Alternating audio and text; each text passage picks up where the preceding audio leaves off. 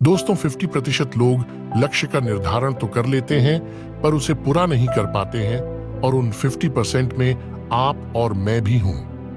हम अपने लक्ष्य का चुनाव तो कर लेते हैं कि मुझे क्या प्राप्त करना है, पर उन 50% लोगों में से केवल 5% लोग ही अपने लक्ष्य को प्राप्त कर पाते हैं। ऐसा इसलिए होता है कि जैसे ही हम अपनी लक्ष्य प्राप्ति की ओर कदम बढ़ाते हैं तभी ही कोई ना कोई समस्या उत्पन्न हो जाती है और हम हार मान जाते हैं। मैं भी कई लक्ष्य का निर्धारण करता हूं, जैसे कि रात को 2 विषय का रिवीजन करूंगा, पर जब पढ़ने बैठता हूं तो आधे घंटे में ही मन उबने लगता है और मैं लक्ष्य से वंचित रह जाता हूं और वह लक्ष्य बीच में ही अधूरा रह जाता है। इसका समाधान इस कहानी में बताया गया है, जिसे पढ़कर आप उन 5% लोगों में शामिल हो सकते हो।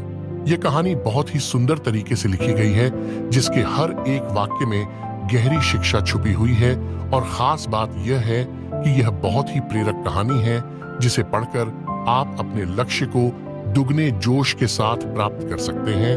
और आखिर में कुछ ऐसे टिप्स भी है जो आपकी सफलता को 10 गुना तक बढ़ा देती है। तो कहानी का मजा लीजिए और एक गहरी सांस के साथ इसे पढ़िए। लक्ष्य का निर्धारण एक बार की बात है। एक निहसांत राजा था। समय के साथ वह बूढ़ा हो चुका था और उसे राज्य के लिए एक योग्य उत्तराधिकारी की चिंता सताने लगी थी। योग्य उत्तराधिकारी की खोज के लिए राजा ने पूरे राज्य में ढिंढोरा पिटवाया कि अमुक दिन शाम को जो मुझसे मिलने आएगा उसे मैं अपने राज्य का एक हिस्सा दूंगा।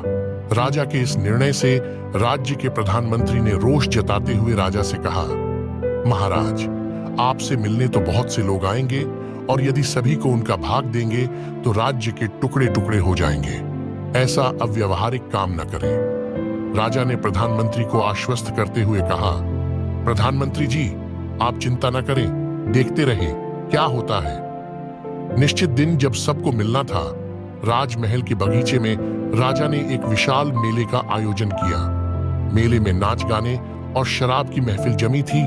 खाने के लिए अनेक स्वादिष्ट पदार्थ थे।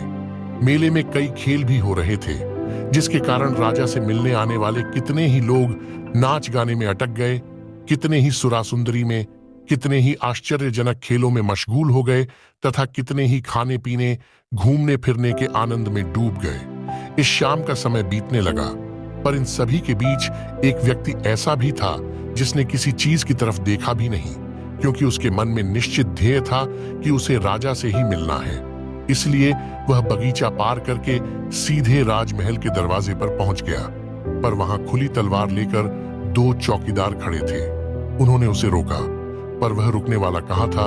उनके रोकने को अनदेखा करके और चौकीदारों को धक्का मारकर वह दौड़कर राजमहल में चला गया, क्योंकि वह निश्चित समय पर राजा से मिलना चाहता था।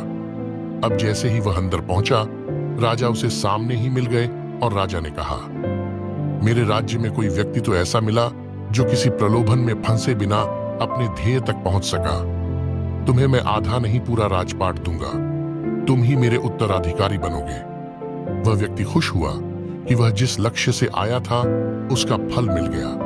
वह बिना किसी रुकावट के चक्कर में आए अपने लक्ष्य को प्राप्त करने में सफल रहा।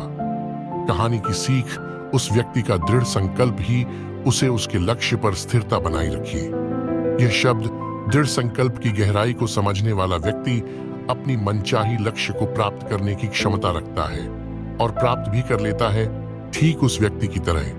जिंदगी खेलती भी उसी के साथ है जो खिलाड़ी बेहतरीन होता है।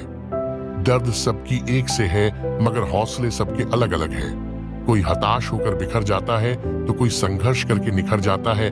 आपको बस यह करना है, 1, अपने लक्ष्य को छोटे छोटे लक्ष्य में बांट दो, जिससे कि उसे प्राप्त करने में आसानी हो। मैं भी यही करता हूँ। जैसे कि मैं रात को 2 घंटा पढ़ूंगा, इसके बजाय मैं शाम को 1 घंटा पढ़ लूंगा और रात को बचा हुआ फिर 1 घंटा पढ़ूंगा।